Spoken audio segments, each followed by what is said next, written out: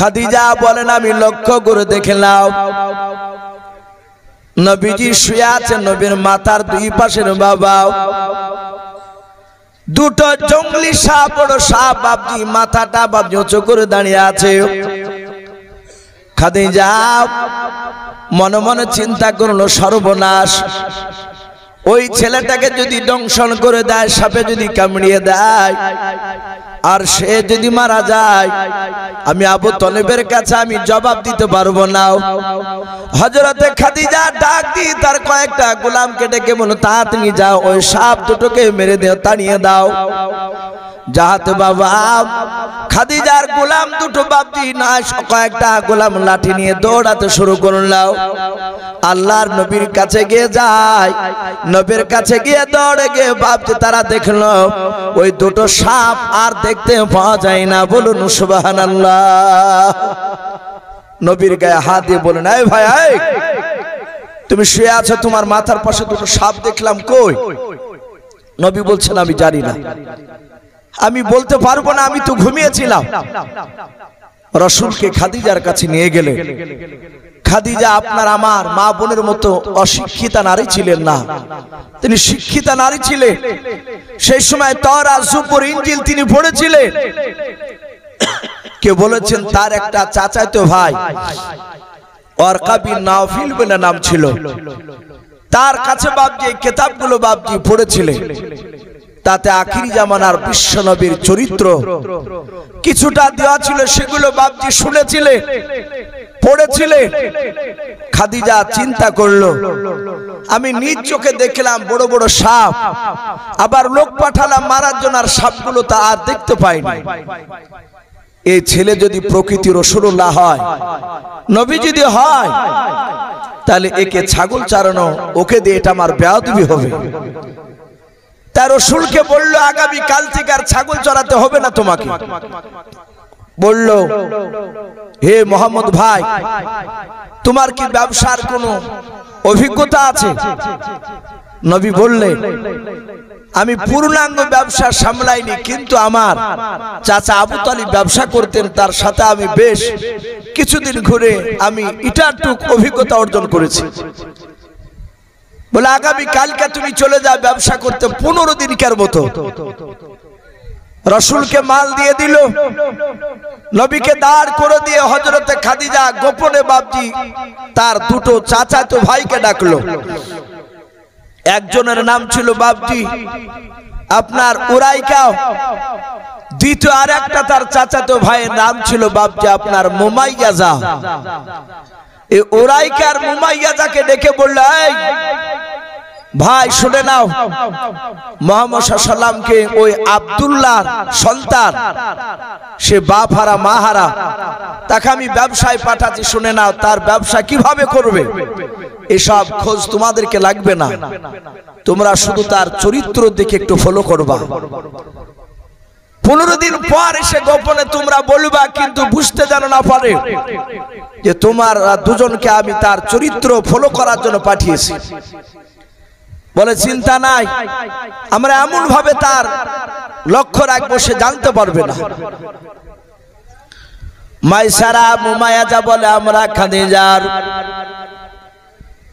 Area থেকে যখন পার হয়ে চলে গেলাম নবীর সাথে, অনেকটা দূর বাপজি চলে যান পর হযরত উরাইকার মুমাইয়াজা এরা দুজনায় বাপজি তারা লক্ষ্য করে দেখলেন। বলে আমরা দেখলাম যেই রাস্তা দিয়ে রাসূলুল্লাহ তিনি হেঁটে যাচ্ছিলেন বাবা, ওই রাস্তায় ছোট ছোট পাথররা নবীর সাথে যেন কি যেন গুনগুন করে কথা বলছিল। বলুন সুবহানাল্লাহ। নবীর সাথে গাছের ডালগুলো নুয়ে নিয়ে নবীজি ঠুট লড়ে লড়ে যেন কি যেন তাদের সাথে বলছিলেন। এই সব নবীর অলৌকিক বাপজি আপনার ঘটনা তারা 15 দিনের মধ্যে বেশ কিছু দেখলো। নবীজি 15 দিনের মধ্যে অনেক টাকা লাভ করেছে। রহমতের নবী, দরুদ নবী আমার পয়গম্বর রাসূল সাল্লাল্লাহু তাআলা আলাইহি ওয়াসাল্লাম দরদি নবী 15 দিন পর খাদিজার কাছে এসে বলে, খাদিজা আমি ব্যবসা করে বাড়ি চলে এসেছি, তুমি ব্যবসার হিসাব নিয়ে নাও। খাদিজা বলল, তুমি আজকে বাড়ি চলে যাও, তোমাকে আমি ছুটি দিলাম, ব্যবসা করে এসেছো, লাভ অনেক টাকা করেছে, আমি পরে হিসাব নেব। নবীজি বাড়ি চলে গেলেন আবু তালিবের ঘরে। মাইসারা মুমাইয়া যাকে এই উরাইকার মুমাইয়া যাও, এদের দুজনকে বাপজি ডেকে নিয়ে এসে বলল, খাদিজা ওর গোপন কোন চরিত্র খবর তোমরা বলতে পারবা? ডাকে দিয়ে বলেছিল, ওরে আমার খাদিজা, আমি দেখলাম জঙ্গলের গাছ পর্যন্ত তার সঙ্গে কি যেন বলছিল, বলুন আলহামদুলিল্লাহ। খাদিজা দেখলো না, আমি আর ওর হিসাব নিব না। গোলাম দুটোকে বললো, এক্ষুনি চলে যাও বাড়ি। বাড়ি যাওয়ার পরে বললো, গাও খাদিজাতুল কুবরা স্বয়ং তোমাকে বিয়ের পয়গাম পাঠিয়েছে, খাদিজা তোমাকে বিয়ে করতে চেয়েছে, হে মুহাম্মদ সাল্লাল্লাহু আলাইহি ওয়াসাল্লাম তুমি বিয়ে করবে কিনা বলো। কিতাবে লিখেছে, আল্লাহ রসুলের সাথে বিয়ে হওয়ার আগে খাদিজার সেই সময় আরো বাপজি আপনার দুটো পুরুষের সঙ্গে বিয়ে হয়েছিল, দুই জায়গায় বিয়ে হয়েছিল, তার দুটো স্বামী বাপজি বেঁচে ছিল না, ইন্তেকাল করেছিল। আল্লাহর নবী জনাবে মুহাম্মদ রাসূলুল্লাহ সাল্লাল্লাহু তাআলা আলাইহি ওয়াসাল্লাম নবীজি ডাক দিয়ে বলে, এই খাদিজার লোকেরা শুনে নাও, আমি অর্থহীন, আমার আব্বা বেঁচে নাই, আমি চাচার বাড়িতে থাকি, খাদিজাকে বিয়ে আমি করতে পারবো না, কারণ খাদিজা সোনার খাটে শুয়ে থাকা নারী, তার প্রচুর টাকা, যা খাদিজাকে বলো আমি বিয়ে করতে রাজি নাই। খাদিজার গোলামেরা ঘুরে গেল, খাদিজাকে ডাক দিয়ে বলে, তোমাকে বিয়ে করতে যে রাজি নাই, তুমি টাকা পয়সা আলানা রে বললেও। আবার খাদিজা ডাক দিয়ে বলে, যাও ও যে এভাবে রাখবে সেইভাবে আমি থাকতে রাজি আছি, যাও। খাদিজা তাকে বিয়ে করবে, সে বিয়ে করবে কিনা আর একবার জিজ্ঞাসা করে এসো। আল্লাহর নবী জনাবে মুহাম্মদ রাসূলুল্লাহ সাল্লাল্লাহু তাআলা আলাইহি ওয়াসাল্লাম বললেন, ওরে আমার খাদিজার গোলামেরা, আমি শুনে নাও, আমি খাদিজাকে বিয়ে করতে পারি একটা শর্তের উপর। মানে কি শর্তের উপর বললাম? বলে আমার আব্বা বেঁচে নাই, আমার গার্জিয়ান আছে, আমার আবু তালিব চাচাও, আমার চাচা যদি অনুমতি দেয় তাহলে আমি খাদিজাকে বিয়ে করব, না চাচা আমি আর বিয়ে করব না। চাচার কাছে যাও, কি বলে শুনিস। আবু তালিবের কাছে গেল, আবু তালিব বলল আমি রাজি আছি। সে চিন্তা করলো, আমার ভাতিজা যদি খাদিজার সাথে বিয়ে হয়ে যায়, খাদিজার সব ধন সম্পদের মালিক আমার ভাতিজা হবে, বলুন আলহামদুলিল্লাহ।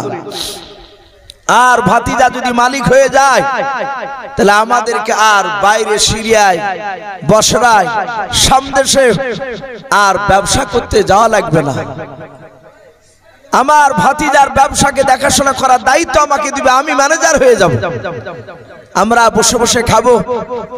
বললো, যাও ভাতিজাকে বলো আমি রাজি আছি, সে যেন বিয়ে করে খাদিজাকে।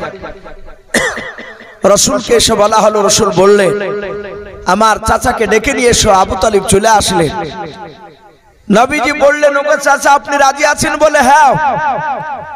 নবী বললেন, চাচা আপনি খাদিজাকে স্বয়ং আমার কাছে ডাকো, আমি তার নিজ মুখে শুনতে চাই।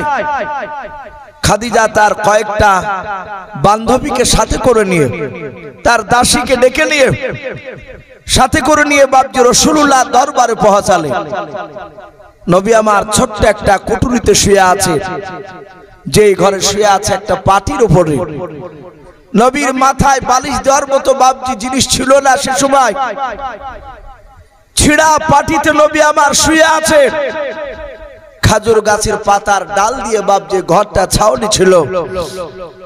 খাদিজা এসে ডাক দিয়ে বলল, ও মুহাম্মদ আমি চলে এসেছি। রাসূল বললেন, ওগো খাদিজা শুনলাম তুমি নাকি আমাকে বিয়ে করতে চেয়েছো। বলে হ্যাঁ। তুমি যদি কিছু মনে না করো তাহলে আমি রাজি আছি, আর তুমি যদি স্ত্রীর পর আমাকে গ্রহণ করে নাও তাহলে আমি খুব খুশি হব। আল্লাহর নবী বলেন, ওগো খাদিজা, আমি তোমাকে বিয়ে করতে পারি তিনটা শর্তের উপর। বলুন আলহামদুলিল্লাহ। আবু তালিবের মনটা একটু ভারী হয়ে গেল, ডাক দিয়ে বলল, আস্তে করে ভাতিজা, পাগলা হয়েছিস তুই? এই তিনটা শর্ত লাগাচ্ছিস কেন? খাদিজার অনেক টাকা পয়সা, এই তিনটা শর্তের মধ্যে সব নিতে পারবি না, আরো 2-10টা বেশি করে বল। আবু তালিবের চেহারার দিকে রাসূলুল্লাহ একটু চোখটা মোটা করে তাকিয়েছে। আবু তালিব রাসূলের চাউনি দেখে বুঝতে পেরেছে আর বলা যাবে না। যদি বলে ফেলে যে আমি বিয়ে করব না, তাহলে এই পর্যন্ত আমার ম্যানেজারগিরি হলো, আমার আশাতে সব ছাই পড়ে যাবে। বলে না, কিন্তু আবু তালিব দেখলো আমার ভাতিজাকে দেখেছে অনেক বুদ্ধি রাখে, সে যদি কৌশল করে কথা বলে তাহলে তিনটা শর্তের মধ্যে তার সব ধন সম্পদ সব নিয়ে নেবে। আবু তালিব নবীজির ডান পাশে বাবা দাঁড়িয়ে আছে, আল্লাহর নবীজির সামনে খাদিজা দাঁড়িয়ে। হযরতে খাদিজা ডাক দিয়ে বলেছিল, গো আল্লাহর নবী, ও মুহাম্মদ সাল্লাল্লাহু আলাইহি ওয়াসাল্লাম, তুমি তাড়াতাড়ি বলাও, তিনটা শর্ত তুমি তাড়াতাড়ি বলো, কি বলতে চাও? আল্লাহর নবী জনাবে মুহাম্মদ রাসূলুল্লাহ সাল্লাল্লাহু তাআলা আলাইহি ওয়াসাল্লাম দরদি নবী আমার ডাক দিয়ে বলেছিল, খাদিজা, প্রথম নাম্বার শর্ত শুনে নাও, তোমার যত জমি জায়গা আছে, টাকা পয়সা আছে, খাদিজা শুনে নাও, সব জমি জায়গা গুলো। আর সঙ্গে সঙ্গে আবু তালিব বাবজি মাথা নড়াচ্ছে, মনে হয় তার নামে সব করে নেবে। ডাক দিয়ে বলে, ওগো আমার খাদিজা, সব তোমার জমি জায়গা গুলো বলো, টাকা পয়সা গুলো, ও খাদিজা তাড়াতাড়ি বলো, তুমি আমাকে বিয়ে করতে হলে তোমাকে গরিব মানুষদেরকে দান করে দেওয়া লাগবে। খাদিজা বলল, গো ভাই, তুমি যা বলবা আমি তাই রাজি আছি, আমি দান করতে রাজি হয়ে গেলাম। 2 নাম্বার বিশ্ব নবী বলেন, খাদিজা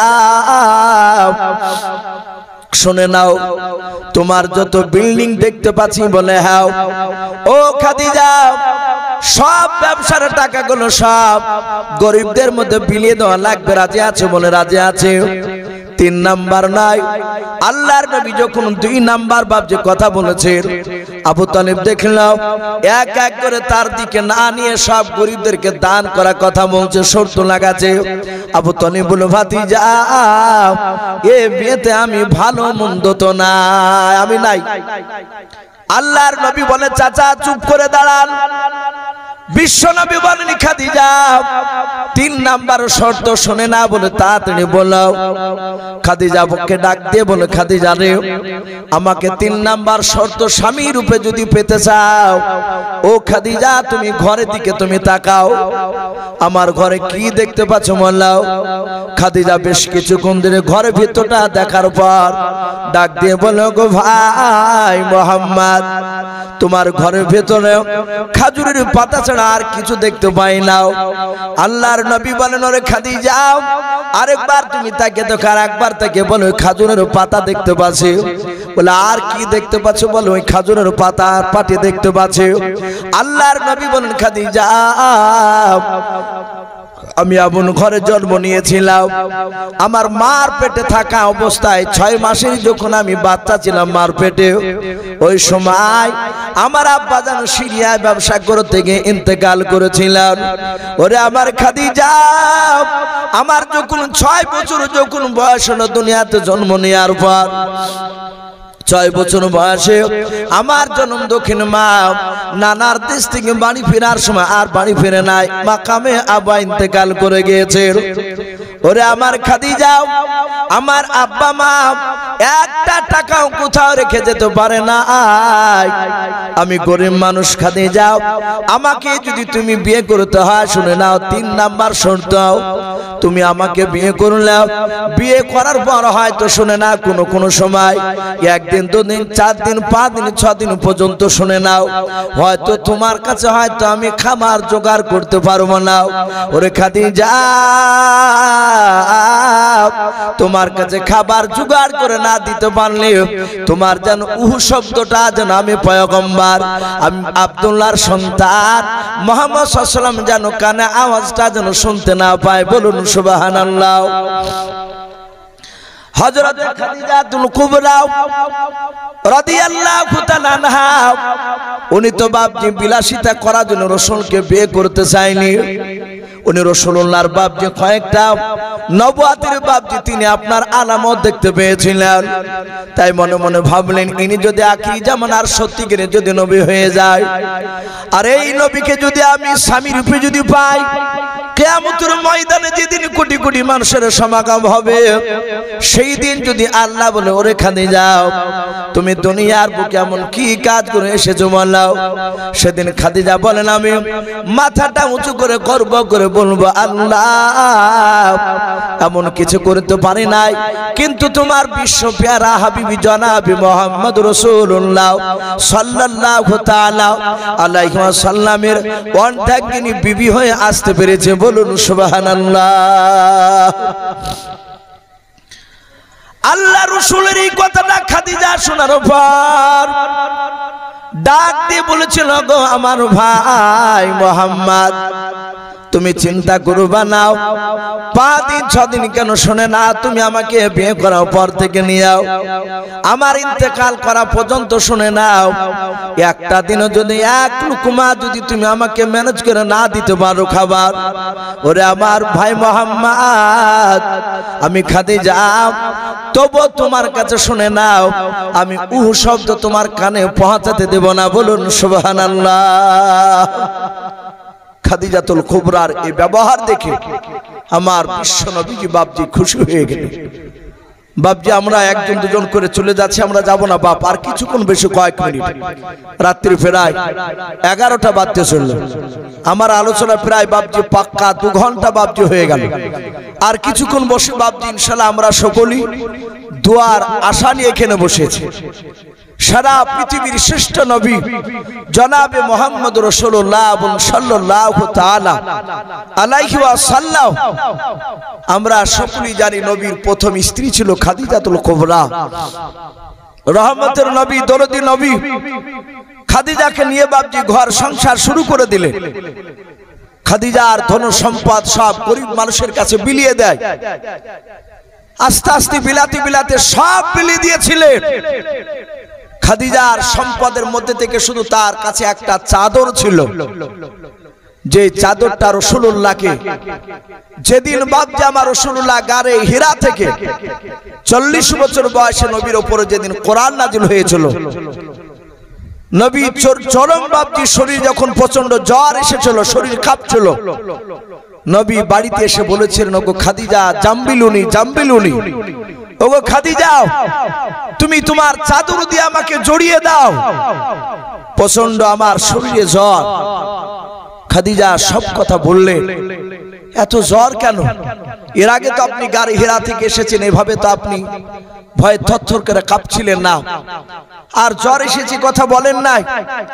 নবী কোরআন নাজিল হওয়ার ঘটনা সব বাপজি শোনালেন।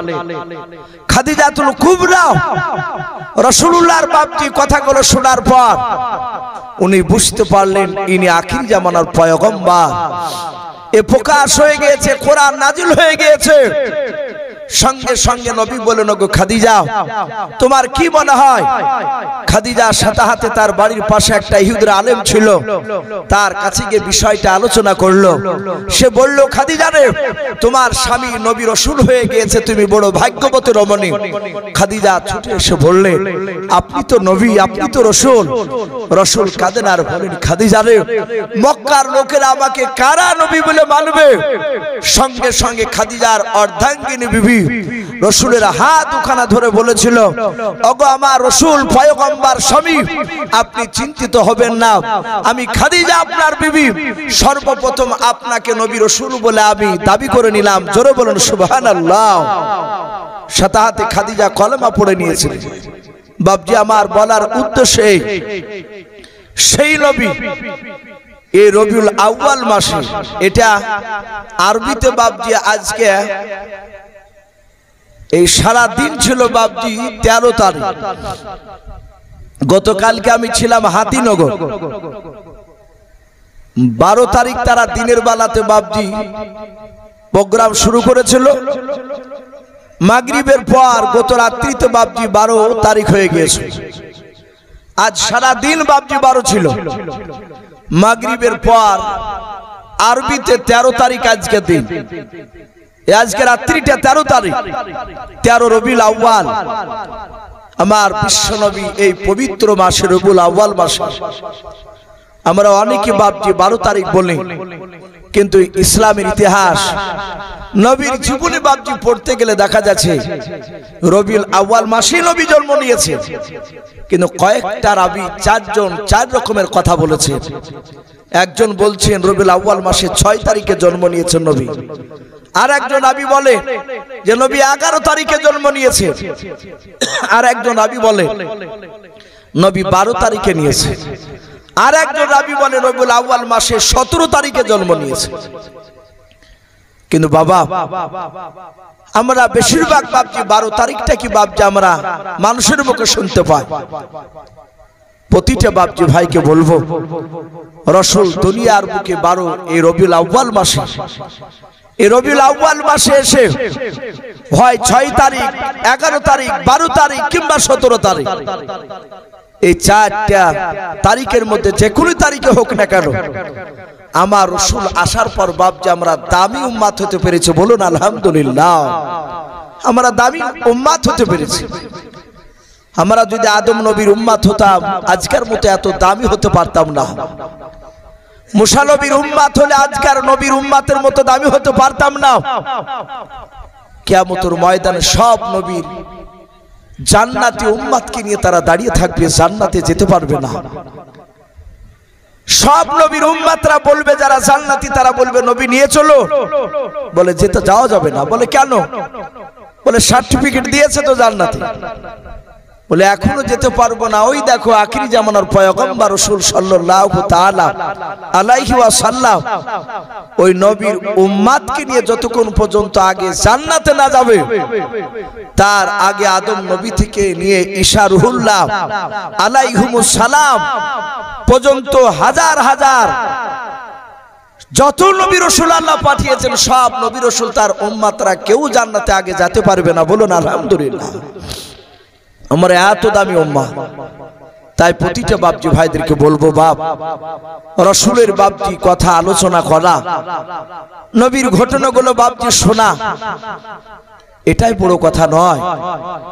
মেন রাসূলুল্লাহর বাপজি সুন্নাতকে বাপজি আমাদেরকে আমল করতে হবে, জিন্দা করতে হবে। আজ বর্তমান আপনারা অনেকেই বাপজি এলাকাতে বেশ কিছু কিছু গ্রামে আপনারা এলাকাতেও দেখেছেন, অনেকের বাপজি পাশের এলাকার মানুষ তার গ্রাম দিয়ে বাপজি গিয়েছে রাসূলের বাপজি জন্ম দিবসকে উপলক্ষ করে এত বাড়বাড়ান্তি শুরু করেছে। অনেকে বাপজি ডিজে বক্স, ট্রাক্টরে, টুকটুকিতে তুলে নিয়ে বাপজি আপনার সেই বিরান ব্যাপার যেগুলো কোরআন হাদিস থেকে বাপজি কোথাও প্রমাণিত নেই। আল্লাহ রাসূলের সাহাবারা কেউ করেননি। অথচ বাপজি এক শ্রেণীর বাপজি অজ্ঞ মানুষেরা তারা ওই সবগুলো দেখে বলছে এটা তো খারাপ করছে না, এত ভালো কাজ করছে।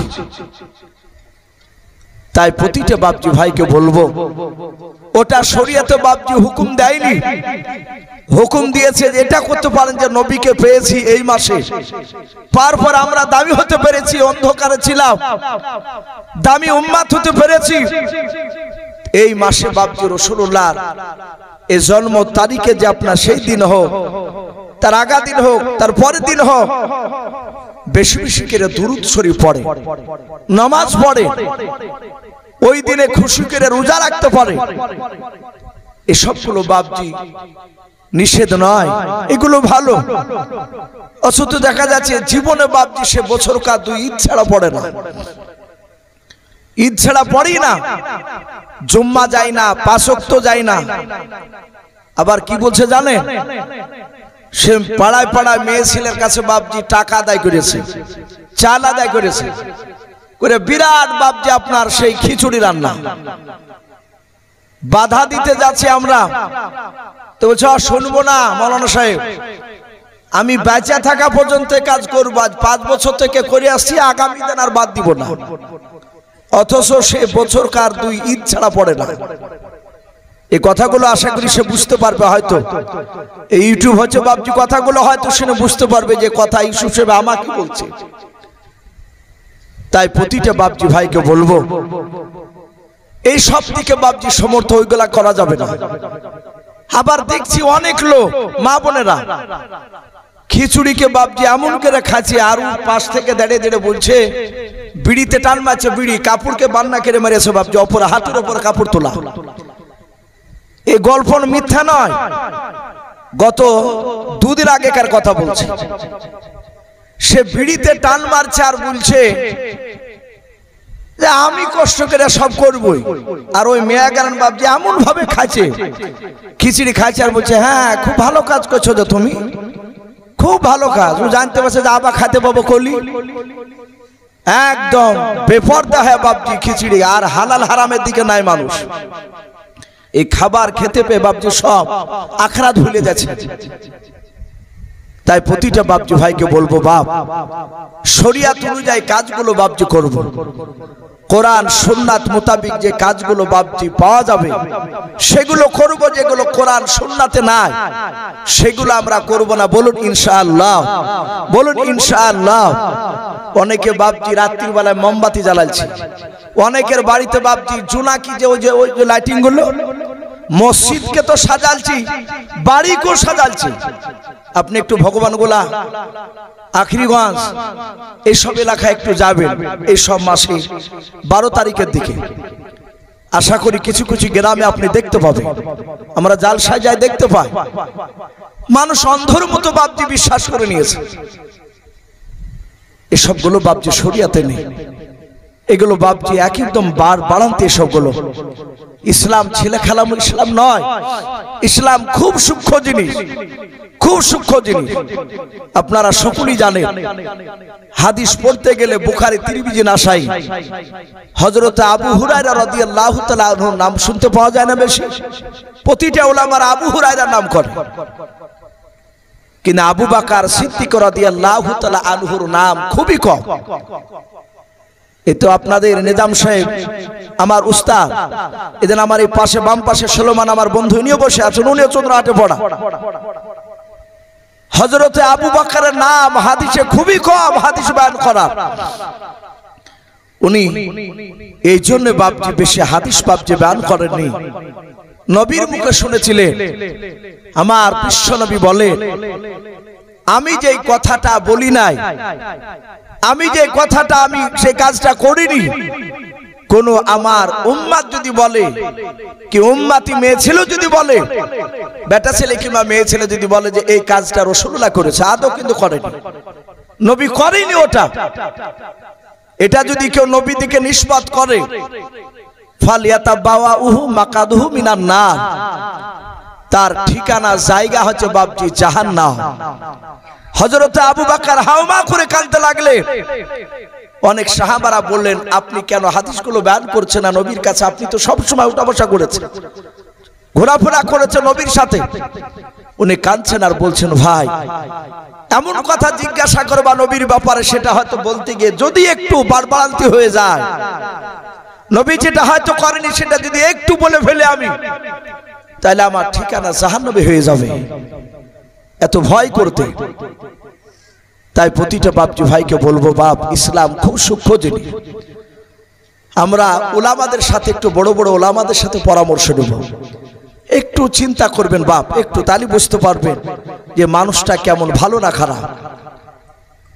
এই কয়েকদিন থেকে ফেসবুকে বাপজি একটা বক্তা বক্তব্য দিচ্ছে, উঁচু টুপি মাথায়, আমি নাম করছি না, অনেকে বাপজি চিনেন, সে তবলিগের ব্যাপারে এমন ভাবে বলছে যে তবলিগ জামাতের লোক মসজিদে আসলে তাকে বের করে দেবা, এমন ভাবে বক্তব্য দিচ্ছে। ওর বক্তব্য শুনে বাপজি কমেন্টে লিখছে ওরই দলের লোকেরা অনেক, এটা চরম অন্যায় কথা বলছেন আপনি। মানুষ এখন বাপজি একটু বুঝতে শিখেছে, যদি একটু চিন্তা ভাবনা করে। আপনি আলেম ওলামাদের সাথে বাপজি একটু পরামর্শ করবেন। যদি আপনার জিনিসটা সন্দেহ হয়, আপনি 20টা মাওলানাকে জিজ্ঞাসা করলে আপনি সঠিকটা ধরতে পারবেন। আল্লাহ রাব্বুল আলামিন আমাদের সকলকে যেন কোরআন এবং সুন্নাত মুআফিক আমল করার তৌফিক দান করুন, বলুন আল্লাহুম্মা আমিন, আল্লাহুম্মা আমিন।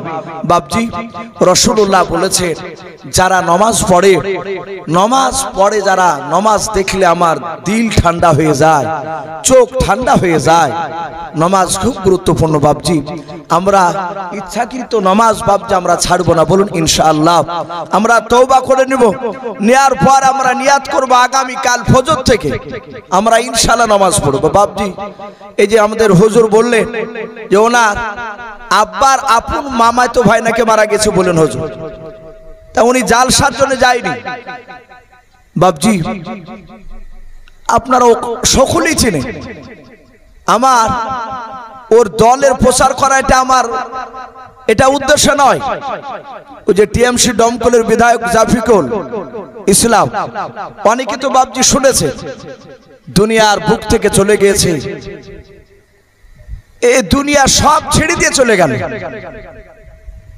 কিন্তু বাপজি আখিরাত যদি সে সঞ্চয় করে না যেতে পারে, জানি না কি করবে আল্লাহ, কিন্তু দোয়া করবো আল্লাহ রাব্বুল আলামিন তাকে যেন ভালো রাখে। মুসলমান হিসেবে আমরা দোয়া করছি। কিন্তু বাপজি কবরের যেগুলো আল্লাহ নিয়ে যেতে বলেছে, সেগুলো যদি আমরা দুনিয়াতে না তৈরি করে যেতে পারি, এই দুনিয়ার টাকা গাড়ি বাড়ি কোনো দাম নাই। রাসূলুল্লাহ বললেন, কিয়ামতের ময়দানে সবচেয়ে গরিবকে জানো সাহাবা? হযরত সালমান ফারসি রাদিয়াল্লাহু তাআলা আনহু, আব্দুল্লাহ বিন মাসউদ রাদিয়াল্লাহু তাআলা আনহু, তিনি বলেন, হুজুর কিয়ামতের ময়দানে ওই লোকটা গরিব যার দুনিয়াতে টাকা পয়সা কিছু ছিল না, সেই গরিব হবে। নবী বলেন, না, সে গরিব নয়, কিয়ামতের ময়দানে ওই লোকটা গরিব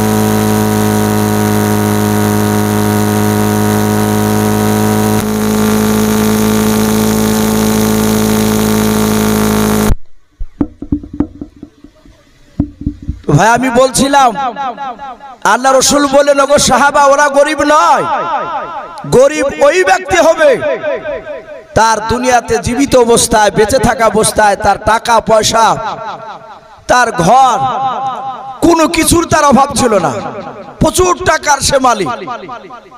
কিন্তু মৃত্যুর পর কিয়ামতের ময়দানে সে একটা নেকি নিয়েও সে উঠতে পারেনি, তার কাছে একটাও নেকি নাই। সে হচ্ছে কিয়ামতের ময়দানে সবচেয়ে বড় গরিব।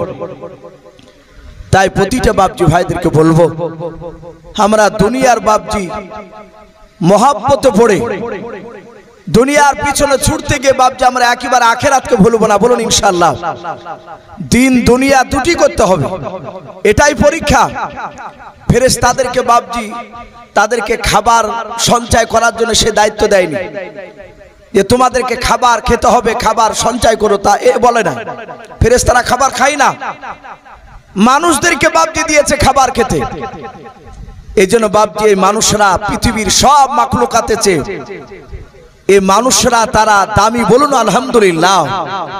সে যদি মানুষের মতো মানুষ হতে পারে, তাই প্রতিটা বাপজি ভাইকে বলবো আমরা দুনিয়া তার সাথে হাতে দিনের কাজ করব। একটু বাপ নমাজ ইনশাআল্লাহ বাপজি আমরা যে যেখানে থাকি না কেন নমাজ বাপজি পড়বো।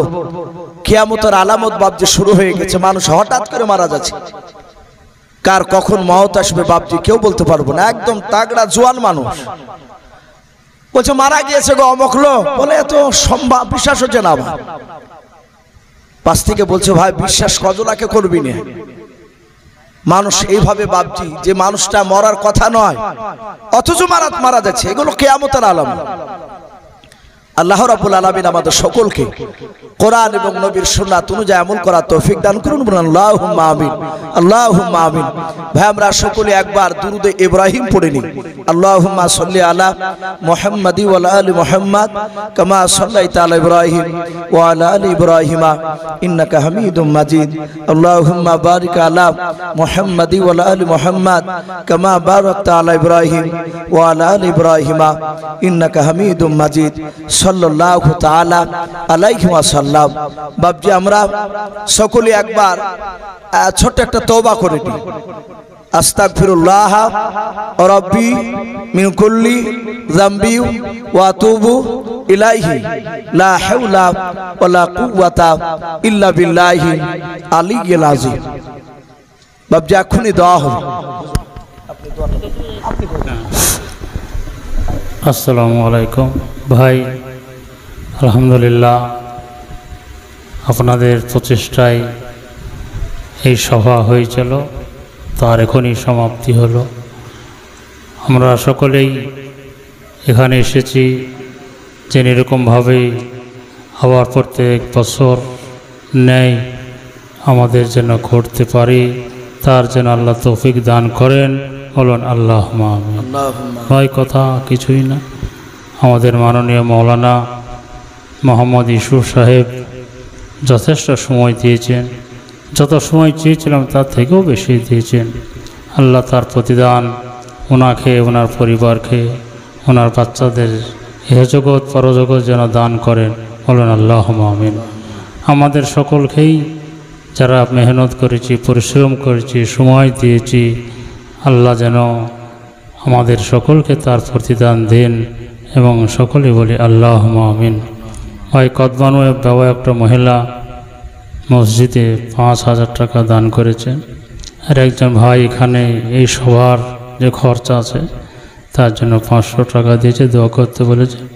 মুসাফির অবস্থায় থাকে তাদের দোয়া বেশি কবুল হয়, এই জন্য আমাদের মৌলানা ইউসুফ সাহেবকে বলছি যে তুমি দোয়াটা করো। আল্লাহুম্মা আমিন। আলহামদুলিল্লাহি রাব্বিল আলামিন ওয়াল আকিবাতু লিল মুত্তাকিন ওয়াস সালাতু ওয়াস সালামু আলা রাসূলিল আমিন ওয়াস সালাতু ওয়াস সালামু আলা সাইয়্যিদিল মুরসালিন। রব্বানা যালামনা আনফুসানা ওয়া ইল্লাম তাগফির লানা ওয়া তারহামনা লানাকুনান্না মিনাল খাসিরিন। আয় আল্লাহ, তোমার শাহী দরবারে গভীর রাত্রিতে হাত উঠিয়েছে মওলা। ওগো রব্বুল আলামিন, তুমি দয়া মেহেরবান করে আমাদের সকলের ছোট বড় মওলা হাতগুলো তুমি কবুল করে নাও। আয় আল্লাহ, আমরা সকলেই গুনাহগার, খাকসার, নাদান তোমার বান্দাও। দিনের আলো রাত্রির অন্ধকার মওলা, সগীরা কাবিরা, জানা জানা, জাহেরি বাতিনি যাবতীয় গুনাহ করে ফেলেছে। আয় আল্লাহ, তুমি দয়া মেহেরবান করে আমাদের সকলের জীবনের যাবতীয় গুনাহগুলো তুমি মাফ করে দাও। ওগো রব্বুল আলামিন, এই শিলপুকুর গ্রামের আল্লাহ পবিত্র জালসার মাহফিল তুমি আজকে কবুল করে নাও রে মওলা। আয় আল্লাহ, এই সভার যোগ্যতম সভাপতি সাহেব আমার হুজুর আল্লাহ, তুমি আমার হুজুরকেও তুমি কবুল করে নাও। ওগো মওলাই কারীম, আয় আল্লাহ, এই জালসায় যেসব উলামায়ে দিনের কথা আলোচনা করেছেন মওলা, তার সাথে মওলা আমি তোমার হতভাগা বান্দাও, ক্ষুদ্র জ্ঞানে টোটো ফোটা জবানে মহলাও, বিশ্বনবী জনাবে মুহাম্মদ রাসূলুল্লাহ সাল্লাল্লাহু তাআলা আলাইহি ওয়াসাল্লামের আল্লাহ বেশ কিছু কথা আলোচনা করেছিল মওলাও। আলোচনা করতে গিয়ে যদি ভুল হয়ে যায় ক্ষমা করে দিয়ে আল্লাহ তুমি আমাদের সকলের আলোচনা বলা শোনাও, সব তুমি আল্লাহ তুমি কবুল করে নাও। আয় আল্লাহ এই জালসার কমিটি ভাইদেরকে তুমি কবুল করে নাও। আয় আল্লাহ এই জালসা উপলক্ষে যে সব বাপজি ভাইয়েরা মা বোনেরাও আয় আল্লাহ হাড় ভাঙা পরিশ্রম করেছে, অনেক যুবক ভাইয়েরাও অনেক মা বোনেরা বাপজি ভাইয়েরা তারা টাকা দান করেছিল, সহযোগিতা করেছিল মহল্লাও। আয় আল্লাহ যারা সহযোগিতা করেছে, যারা করতে পারে নাই গ্রামের সকল বাপজি ভাই মা বোনদেরকে আল্লাহ তুমি কবুল করে নাও। আয় আল্লাহ আজকের সভাকে তুমি কবুল করে নাও। আয় আল্লাহ এই মাসে পবিত্র রবিউল আউয়াল মাসে মওলা সারা পৃথিবী আল্লাহ বিশ্বনবী জনাবে মুহাম্মদ রাসূলুল্লাহ সাল্লাল্লাহু তিনি আল্লাহ এই মাসে এসেছিলেন মওলা। আয় আল্লাহ নবীকে পেয়ে আমরা দামি উম্মত হতে পেরেছিলাম মওলা। আয় আল্লাহ নামাজ যদি না পড়ি রে মওলা তোমার কাছে আমরা দামি বান্দা হতে পারবো না। আয় আল্লাহ আমাদের মন চায় আর না চায় রে মওলা তুমি আমাদের সকলের দ্বারা তুমি 5 ওয়াক্ত নামাজ তুমি আদায় করিয়ে নাও।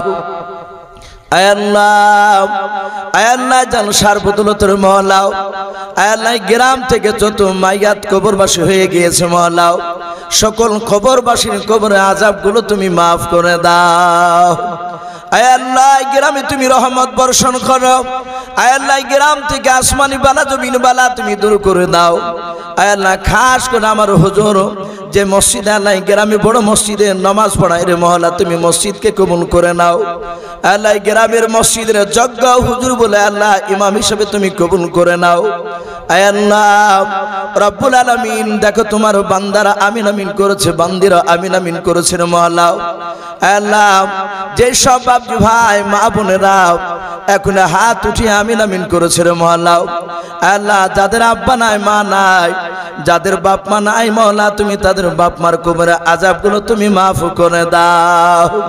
আয় আল্লাহ আমাদের কার দাদা দাদি নানা নানি চাচা চাচি ভাগনা ভাগ্নি আল্লাহ অনেকের আত্মীয় স্বজন চলে গেছে রে মওলা তুমি আমাদের সকলের আত্মীয় স্বজনের কবরের আযাবগুলো তুমি মাফ করে দাও।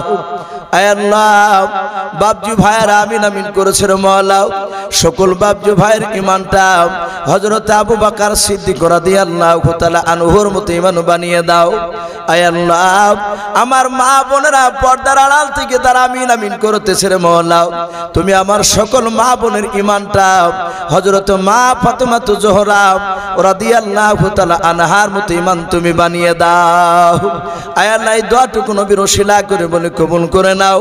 যত নবীর রাসূল ওলি আলো পাঠিয়েছো সকলে আরো সব তুমি পৌঁছিয়ে দাও। সুবহান রাব্বিকা রাব্বিল ইজ্জাতি আম্মা ইয়াসিফুন ওয়া সালামুন আলাল মুরসালিন আলহামদুলিল্লাহি রাব্বিল আলামিন। আসসালামু আলাইকুম ওয়া রাহমাতুল্লাহি ওয়া বারাকাতুহু।